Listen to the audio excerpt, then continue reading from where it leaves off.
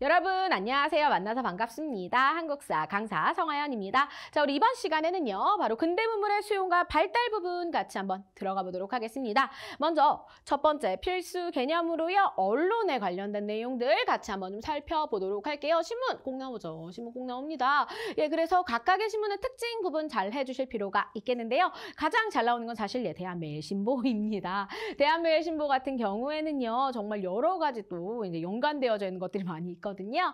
자, 그렇다면 우리 각각의 신문들 좀 먼저 보도록 할게요. 가장 먼저 최초로 만든 건 한성순보입니다. 순이라는 뜻이 열흘에 한 번씩. 그래서 우리가 달을 얘기할 때 초순, 중순 뭐 이런 식으로 얘기하잖아요. 그 순자가 열흘이라는 뜻입니다. 그래서 열흘에 한 번씩 나라에서 발행을 했던 신문이고요. 나라 어디? 바로 방문국이라는 신문을 만드는 곳이 있었죠. 여기서 한문으로 발간을 했더라라는 것이고 갑신정변 이후에 잠깐 중단됐다가 나중에는 일주일에 한 번씩 한성주보로 바뀌기도 했는데 그런 내용은 잘 모르셔도 괜찮고요. 최초의 근대적 신문이라는 거 기억하세요. 그런데 이건 나라에서 발간한 거죠. 그래서 최초의 근대적 민간신문, 그래서 개인이 발행한 신문도 있습니다. 그게 바로 독립신문이 되겠죠. 서재필 아저씨가 만든 최초의 민간이라는 거 기억해 주시고요. 자, 민간, 그러니까 백성들한테 이걸 알려야 되는데 백성들은 아무래도 한자보다 한글이 더 편하겠죠. 그래서 한글판이 마련이 되고 영문판도 발간이 됩니다. 왜냐하면 우리나라에 들어와져 있는 외국인들에게도 소식을 알리기 위해서 이런 내용들이 들어가져 있는 거고, 자, 독립협회가 만들어지기 전에 먼저 독립신문이 있다가 그 독립신문을 만든 사람들을 중심으로 독립협회가 나오거든요. 연결해 주시면 되겠죠. 자, 그다음에 제국신문이 있는데요. 요거는 이제 부녀자들 대상 순한글체고 보기에 주로 나옵니다. 답으로 나오는 경우는 거의 없어요. 황성신문 같은 경우에는 이제 신야방성대국을 게재했기 때문에 또 중요한 신문이에요. 그래서 주로 유생들을 중심으로, 따라서 한자가 좀 들어가겠죠. 국한문 혼용체예요. 중간중간 한자 써 있는 거. 그래서 만들어졌던 신문이더라라는 거 기억해 주시면 되겠고요. 진짜 중요한 거, 제일 잘 나오는 거, 대한매일신보 이름부터 맨날 나왔겠죠. 그죠? 양기탁이 창간을 하는데 이 양기탁이라는 인물은 나중에 신민회를 만들었던 그래서 그 주도했던 인물 중에 하나고, 그 다음 영국인인 베데리 발행인입니다. 따라서 우리나라 신문이 아니라 마치 영국 신문인 양, 그쵸? 그래서 영국인이 발행을 하다 보니 그 영국의 법에 저촉을 받아요. 그래서 왜냐면 이때 치해법권이 있으니까, 그러다 보니까 일제에 대해서 저항할 수 있는 그런 논설들을 좀 더 많이 실을 수 있었다라는 거죠. 영국인이 쉽게 우리가 일제가 얘네들을 막 탄압하기가 어려웠던 것입니다. 그러다 보니까 항일적인 성격이 좀 들어가져 있다라는 것이고요. 한글, 국한문, 뭐 영문판 안 발행한 게 없습니다. 아우, 대단하죠? 거기에다가 요거 진짜 잘 기억해 주세요. 국채보상운동. 대구에서 서상돈이 얘기를 하죠. 우리가 지금 일제 국제 1,300만 원을 빌려서 이렇게 우리가 경제적으로 예속되어 있으니 독립해야 한다라는 내용 들어가져 있습니다. 대한매일신보 가장 중요합니다. 영국인이 발행인, 그래서 주로 항상 영국인이 발행했던 신문 어쩌고 나오고 답은 항상 국채보상운동의 확산에 기여하였다. 이런 식의 패턴이 자주 출제가 되고 있습니다. 자, 그런데 이렇게 자꾸 한국인들이 신문을 발행해가지고는 자꾸 뭐 하고 있어요? 일제에 대해서 안 좋은 내용 싫고 이러니까 싫겠죠? 그래서 신문지법이라는 걸 만들어서 신문을 탄압하는데 대한매일신보는 그 탄압에 이제 적용이 잘 되지 않았던 걸 볼 수 있습니다. 그래서 이렇게 신문들도 나오는데요. 이렇게 다양한 신문들이 있고, 뭐 독립신문 이런 거 너무나 유명하죠. 그죠? 한성순보 이런 것들 볼 수가 있습니다. 자, 그럼 이번엔 한국사와 국어 연구로 가보도록 할까요? 한국사. 자, 먼저 한국사 하면은 이 시기에 일제가 우리의 이제 약간 정신들을 조금 이제 누르기 위해서 식민사관이라는 것을 만들어내요. 너희들은 식민지배를 당할 수밖에 없는 사람들이야 라는 식의 내용을 적은 이제 역사서를 발행을 하는 거죠. 그래서 우리의 역사를 왜곡합니다. 어떤 식으로 왜곡을 하냐면, 너희들은 맨날 누가 시켜야만 하는 민족이야. 타율성론이라고 얘기를 해요. 그래서 너희들은 자율적으로 뭘 할 줄을 몰라 해. 이런 거고요. 두 번째로는 또 뭐가 있냐면, 너희들은 정체되어져 있어. 다른 국가들은 막 이렇게 다 발전을 해. 그래서 뭐 고대에서 뭐 이렇게 중세사회 갔다가 근대사회 가는데 너희들은 그렇지 못해. 너희들은 왜 아직도 고대에 있니? 너희들은 왜 이렇게 발전이 안 되니? 이런 거예요. 정체되어 있다는 거죠. 그리고 이제 또 뭐 얘기하냐면, 너희들은 맨날 편 갈라서 싸우기만 해. 라고 얘기를 합니다. 그래서 당파성론이라 그래가지고 너희들은 맨날 이렇게 왜 붕당 정치 같은 거나 하고 그러니까 발전이 안 되지 이런 식으로 얘기를 합니다. 그걸 이제 우리가 아니다라고 얘기를 하는 거죠. 그래서 이제 한국사가 연구가 됩니다. 물론 정부 차원에서도 가보개혁 때 이제 한국사 교과서가 편찬되지만 이건 그렇게 중요하진 않습니다. 여기 있는 박은식, 신채호 꼭 기억해 주실 필요가 있겠고요. 여기에 이제 플러스로 여러분들 또 기억해 주실 분이 바로 누구냐면 이제 서양의 그 사회경제사학을 얘기했던 분이 있거든요. 백남훈 선생님이라고 요 분도 시험에 되게 잘 출제가 되니까 꼭 기억해 두실 필요가 있어요. 자, 우선 박은식 같은 경우에는 이제 여러 저술들을 남기는데 동명항실기, 전개소문제 이런 것도 뭐 중요한데요. 이제 더 중요한 책이 바로 뭐냐면 앞에 한국자가 붙은 책들이 있어요. 그래서 한국통사, 한국독립운동지열사 이런 책을 남기신 분이고 이 박은식 선생님은 나중에 이제 임시정부에서도 활약을 하셨던 분이기 때문에 또 중요한 인물이고요. 그다음에 신채호 진짜 잘 나오죠. 신채호 같은 경우에는 이제 이순신전, 을지문덕적 같은 위인전도 편찬했지만 특히 독사신론 이것뿐만 아니라 조선사 연구초 이런 것들을 이제 작성을 하시기도 해요. 그래서 뭐 이제 여러 가지 우리의 그 고대사가 얼마나 잘 발달하고 있었는지 이런 것들 뭐 아쉬운 점도 쓰고 이런 내용들이 들어가져 있는데요. 특히나 나중에 또 썼던 것 중에 이제 뭐가 있냐면 조선혁명선언이라는 걸 씁니다. 이 조선혁명선언이라는 거를 써서 이게 나중에 의열단의 기초가 되는 그런 사상이 되는 글이에요. 그래서 김원봉이 이제 써달라 그래가지고 이걸 쓰게 되는데 요거 관련해서도 많이 물어봅니다. 신채호는 역사학자로서 민족주의 사학자라고도 불러주는데 이 민족주의 사학자로서 우리의 그런 고대사에 대한 내용도 적었고 플러스로 나중에는 이렇게 의열단 활동의 기초가 되는 조선혁명선언도 적었다. 이거 보기에 너무 잘 나오거든요. 꼭 기억해 주셔야 되겠습니다.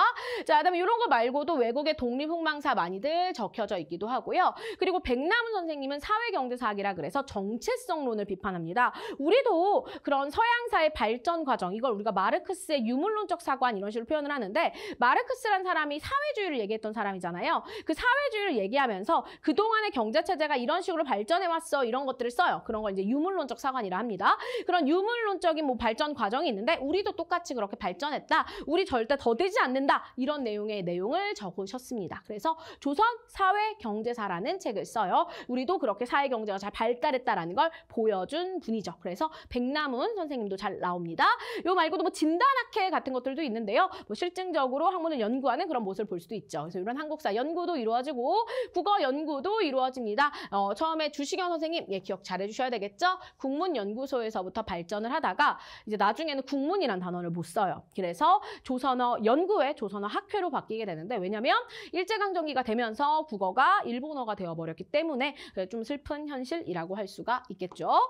자, 그 다음에 이제 근대 문물의 도입과 해외 이주의 증가로 가보도록 하겠습니다. 자, 이제 우리가 근대적으로 배워야 되는 거야. 더 이상은 뭐 우리가 공자월, 맹자월, 성리학 배우는 게 중요한 게 아니죠. 우리도 수학도 배우고 영어도 배우고 이런 걸 하려면 근대 학교가 마련돼야 된다. 그래서 있는 게 이러한 학교들인데 최초의 민간 학교 원산학사 되겠습니다. 근대식 그래서 사립학교라고 불러주는데 최초고요. 나라에서 만든 걸로는 동문학이라고 해서 서양의 이제 외국어들 그리고 일본어 그리고 영어 이런 것들을 교육하는 기관들이 마련이 됐었고요. 그 다음에 좀 더 이게 발전된 형태가 유경공원이에요. 그래서 여기에서는 이제 양반자대들을 중심으로 이렇게 교육이 되는데 특히 여기에 있었던 이제 미국인 교사 중에 헐버트라는 인물이 있습니다. 나중에 이제 고종에 의해서 미국의 특사로 파견이 됐던 인물이기도 하고 헐버트 생각에도 또 잘 나오는 인물들 중에 하나거든요. 유경공원 관련 있고요. 그다음에 연무공원이라고 해서 요거는 무예를 연마하는 거예요. 그래서 근대식 사관 싸우는 그런 사람들을 양성하는 학교다라고 생각해 주시면 되겠습니다. 이것뿐만 아니라 선교사들이 배제이와 정신학교 같은 거 만들고 지금까지도 이 학교들은 이어지고 있는 것이지요. 그래서 최초의 근대식 사립학교 함경도 덕원의 주민이 만들었던 원산학사 기억해 주시고요. 나라에서 만들었던 동문학 유경공원 같은 게 언제? 바로 1880년대. 그래서 우리가 개화가 이루어지던 그 시기 언제 이후라고 할 수 있을까요? 그렇죠. 강화도 조약 이후에 개화가 이루어지던 시기에 학교들도 많이 마련되었구나라는 걸 알 수가 있겠습니다. 자, 그렇다면 이제 갑오 을미개혁 이후에는 어떤 일들이 있었는가? 자, 갑오개혁, 을미개혁, 광무개혁 겪으면서 학교들 많이 마련이 됩니다. 특히 갑오 을미개혁 때 교육 입국조서, 우리 그래서 갑오개혁 때 특히 이게 나왔었던 거고요. 그래서 교육을 위해서 선생님을 만들기 위해 사범학교, 소학교, 외국어 학교 등등등이 마련되기도 하고요. 광무개혁 때에는 특히나 실업학교나 기술교육기관, 그래서 우리가 기술 발전을 위해서 노력하는 모습들을 볼 수도 있습니다. 그리고 일산의학 이후에는 민족 지도자들이 오산학교, 대성학교 있는데 신민회에서 만들어진 학교이기도 하죠. 둘 다 신민회 사람들 되겠습니다. 그래서 정주와 평양에다가 이렇게 학교를 만들기도 하는데 이렇게 학교가 만들어져서 너무나 많은 사람들이 육성이 되면 일제가 싫겠죠. 그죠? 그래서 사립학교 조형을 통해서 일제가 학교 설립을 통제하기도 했더라라는 거 볼 수가 있겠습니다. 그 이전에 사립학교들 많이 있었죠. 선교사가 만든 학교도 있고 민족 지도자가 만든 학교도 있고 나라에서 만든 학교들도 있습니다. 다 개화기에 이루어졌던 일들이다라는 거 기억해 주시면 되겠고요. 그래서 1900년대 초까지 그 다음에 이제 근대시설 같은 경우에는 통신, 교통, 의료, 전기, 건축, 기타 등등등 너무나 많은 것들이 마련이 되는데요. 특히 전기와 관련해서는 이제 누구랑 관련이 있냐면 미국에서 한성 전기회사라는 걸 설립을 해요. 미국이랑 합작합니다. 그래서 이제 그 한성 전기회사에서부터 이제 전신이나 혹은 전차 이런 것들에 다 관련이 된다라고 볼 수가 있는 거고요. 그다음에 전화, 더궁궁, 격수궁 여기에다 가설이 됐다라는 거고 우정총국 요게 우편이죠. 요거 관련해서는 갑신정변, 갑신정변에서 급진 그 계합파들 기억해 주시면 됩니다. 그다음에 이제 여기 보면 이제 경인선 경부선, 경의선 순서대로 개통되죠. 서울에서 인천, 서울에서 부산, 서울에서 의주를 연결하는 것들이 개통이 돼요. 이런 식으로 해서 가장 중요한 지역부터 철도를 연결해서 결국 우리의 여러 자원들을 수탈해 가려는 기반을 닦았구나라는 거 알 수가 있겠고요. 그 다음에 이제 정부가 만든 병원으로 광해원이 나중에 이름을 제중원으로 바꾸게 되고 그다음에 여기서 말하는 세브란스 병원이 연세대학교 그 전신되는 그 세브란스입니다. 자, 그 다음에 이제 여기 전기 아까 얘기했던 거 한성 전기회사 얘기했었죠. 그래서 전차, 그다음 가로등 이런 거랑 관련이 있다라는 거고요. 그다음에 여러 가지 새로운 건축물들도 마련이 되는데 서양식의 건축물임을 볼 수가 있겠습니다. 그다음에 이제 나라에서 만든 걸로 기기창, 방문국, 전환국, 방문국에서 신문 만들죠. 그게 바로 한성, 순복 이렇게 연결하시고 전환국은 화폐 발행, 그다음에 기기창 같은 경우 무기를 만드는 곳이었더라라는 거 알 수 있고요. 이런 것들이 마련이 되면서 우리의 삶이 편리해졌긴 하겠지만 외세 침략에 이용되기도 했더라라는 것들 기억해 두실 필요가 있겠습니다. 자, 그러면서 이 시기에 해외로도 많이들 이주해 나가죠. 먹고 살기 힘드니까 만주나 연해주로 특히나 많이 이주를 하는데 일제감정기 초반 토지조 사업 이후에 더 많이 이주를 하게 되고요. 그래서 또 유학생들이 많이 가기도 하고 하와이 같은 곳으로 일하러 가기도 하고요. 이렇게 해외로의 이주도 늘어났더라라는 거 볼 수가 있겠습니다. 자, 그러면 이 시기 문학은 어땠을까? 새롭게 신, 소설, 신, 채시 이런 것들 마련이 되는데요. 이인직의 혈앤우 가장 중요하죠. 잘 나옵니다. 보기에. 그다음에 최남선의 해에게서 소년에게 이것도 이제 최초의 신채시다라고 얘기할 수 있겠고요. 그다음에 여러 가지 외국 서적들도 번역돼서 들어오고 서양식의 악곡들도 들어오고요. 그죠? 그리고 연극도 원각사라는 곳에서 이제 처음으로 이제 은색의 시체학산 이러한 것들이 유행을 하기도 하고요. 그다음에 서양식의 화풍들도 새롭게 들어와서 다양한 이제 사람들이 여러 가지 이제 색 그림 같은 것들을 그려낸다. 뭐 이중섭의 소라던가 뭐 나혜석 뭐 이런 사람들 볼 수가 있겠습니다. 자, 그렇다면 종교계로 가볼까요? 시험에서 생가계로 잘 나오는 게 바로 이 종교가 되겠는데요. 자, 종교 같은 경우엔 여러분이 기억해 두셔야 할 게 각각이 어떤 활동을 했는지 연결 잘 해두셔야 되는데요. 좀 잘 나오는 종교부터 먼저 보자면 바로 여기 대종교 되겠습니다. 나철과 오기오가 단군 신앙을 바탕으로 만들어서 단군교라고도 하는데요. 나철, 오기오, 을사오적, 암살단 만들었던 그 인물들이고요. 그렇게 약간 이제 독립할 때 있어서 무장으로 하는 그런 것들도 있었기 때문에 나중에 무장 독립투쟁을 전개하면서 중광단이라는 단체를 만주에다가 만들기도 하고요. 그 다음에 이제 동학에서 천도교로 개칭됐던 이제 천도교 같은 경우에는 손병희가 중심이 되지요. 이 33인 손병희 유명하잖아요. 3.1운동을 주도했던 대표적인 단체이기도 하고요. 그래서 여기에서 만든 기관지 이름이 만세보입니다. 3.1운동과 관련 있죠? 뭔가 이름부터. 그 다음에 이제 불교의 한용운 선생님도 잘 나오죠. 조선불교 유신론이라는 거 만들고 특히 한용운 같은 경우에는 또 모도해요. 글도 잘 쓰시죠. 님의 침묵. 아, 님은 같습니다. 사랑하는 나의 님 같습니다. 이러한 저항시를 쓰시기도 했더라라는 것이고요. 요분이 손병희 선생님입니다. 그다음에 여기 보면 박은식 같은 경우에 아까 한국 독립운동 지열사, 한국통사 같은 책들을 저술하기 시도했다라고 했는데 유교에 관련해서도 이런 것들을 좀 바꾸려고 했었고요. 그다음에 천주교랑 개신교 재밌죠? 이거 우리가 합쳐서 그냥 기독교라고 많이 표현을 하는데 천주교가 성당 가는 거고요. 그다음에 개신교가 교회 가는 거예요. 그래서 천주교의 대표적인 거 보면은 뭐가 있냐면 우선 프랑스에서 많이 들어왔고 학교, 고아원, 양로원 나오죠. 그래서 보면은 수녀님들이 고아원에 많이 계시고 그죠? 양로원에 많이 계시고 이런 거 볼 수 있어요. 그래서 약간 이런 사회 사업을 중심으로 전개했던 게 천주교고요. 개신교 같은 경우에는 교육 의료. 그래서 뭐 생각하시면 되냐면 연세대 생각하시면 됩니다. 연세대가 연희와 세브란스 그래서 교육과 함께 이제 의료 가는 거 볼 수가 있겠죠. 그죠? 그래서 이렇게 대표적으로 생각을 연관해 주시면 어떤 활동을 전개했는지 좀 더 쉽겠죠. 그런데 사실상 시험에 잘 나오는 건 대종교, 천도교가 가장 잘 나옵니다. 그래서 천도교는 3.1운동 주도했던 대표적 단체, 대종교 같은 경우에는 나철이 만들었던 그리고 단군을 이제 바탕으로 해서 그리고 무장 독립 중광단으로까지 연결해 주시면 좋겠죠. 자, 그렇다면 우리 관련해서 자료 한번 볼게요. 자, 국문연구소 설치 나오죠. 주시경 선생님 되겠습니다. 그죠? 그래서 이렇게 해서 국문연구소를 설치하고 어쩌고저쩌고 우리의 국문을 연구하도록 했더라라는 거. 그래서 그 당시에는 원래 우리가 한글 많이 안 썼는데 이때부터는 많이 쓰기 시작합니다. 가부개혁 이후고요.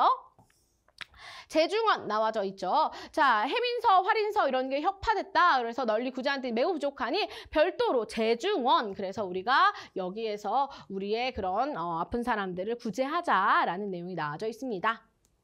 자, 박은식의 유교 구신론도 나오네요. 그래서 어떤 내용 나오냐면 우리가 모든 만물은 크고 작음을 말로 오래되면 폐단이 발생하고 폐단이 있으면 고쳐야 되는데 그래서 우리가 이렇게 옛날 구신이라 하면 자신과는 상관없는 일을 생각하나 신이라는 글자는 우리 유교의 고유형 혁명이다 어쩌고저쩌고 나오죠. 그래서 뭐 유교 구신론 이런 식으로 얘기를 하기도 합니다. 자, 그럼 관련해서 우리 개념 확인하기 같이 한번 풀어보도록 할게요. 첫 번째, 자, 양기탁과 배대리 발행한 국채보상운동 적극 지원입니다. 대한매일신보 되겠죠. 제일 좀 잘 나오는 신문 중에 하나다라는 거고요. 두 번째로 잘 나오는 거 독립신문. 자, 신채호는 무엇을 저술해서 민족주의 사학의 연구 방향을 제시할까요? 신채호 대표적인 저술 독사 신론이 되겠습니다. 그래서 독사 신론을 통해서 여러 가지 우리가 앞으로 이런 식의 연구를 해야 된다 이런 것들 얘기를 많이 했던 거고 여기에서 이제 묘청의 서경천도 운동이 뭐 1000년에 제일 대사건이다. 뭐 이런 내용들 나오는 거였고요. 유경공원 양반들 자재 관리 대상이죠. 미국인 교사 초빙했고 대표적으로 헐버트 있었습니다.